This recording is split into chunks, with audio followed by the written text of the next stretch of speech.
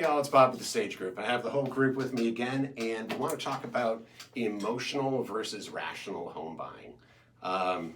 Whenever I have a buyer that's looking at a home, the first question when they decide that they want to go ahead and put in an offer is, well, what do you think I should offer? And, you can have a whole discussion about that, about, sort of buyer's math, if you will.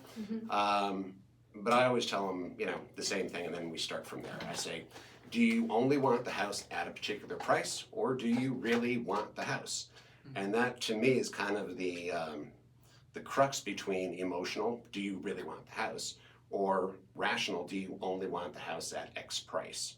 So that's kind of how I get the conversation started. How do you guys kind of balance that emotional and rational side with your customers? I mean, I do a similar thing. I basically say, how much do you want this house? Is this if you didn't get this house, would there be no other house that is as good as this house? Or is this just one of many houses that you could choose? Because then our negotiation is very different. And you need to understand your bottom line. Yeah, otherwise you're just gonna get pulled back and forth through this whole thing, and you get excited because you're negotiating. And you want to win. And when you start, this is another thing is, anytime anyone says, it's the principle of the thing, the next thing that they're going to say or do Is irrational. Yeah. Because there's no principle of the thing. It's about your bottom line. Right. Yeah. Yep. Joey, what about you? I think I take a pretty similar approach. I usually ask a very similar question of, how important is this particular house to you?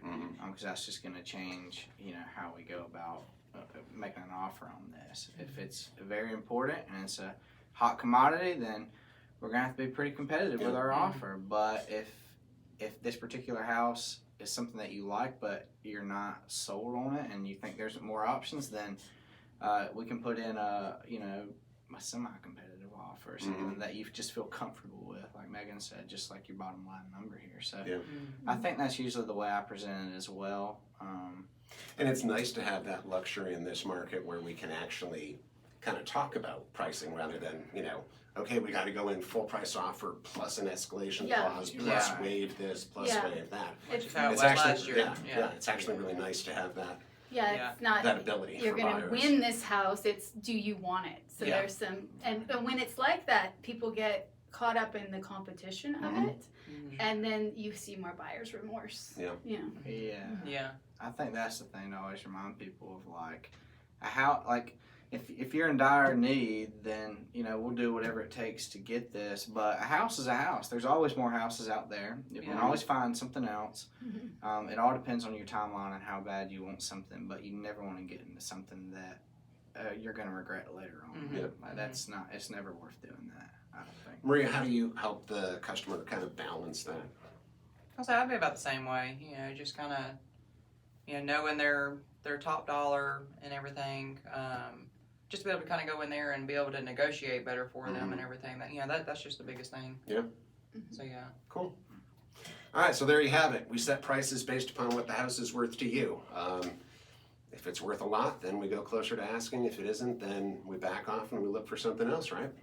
Absolutely. Don't get caught up in the negotiation. Don't go Especially- gambling crazy. Especially in negotiation with yourself where you're going back and forth. Absolutely. Cool. All right, thanks, y'all.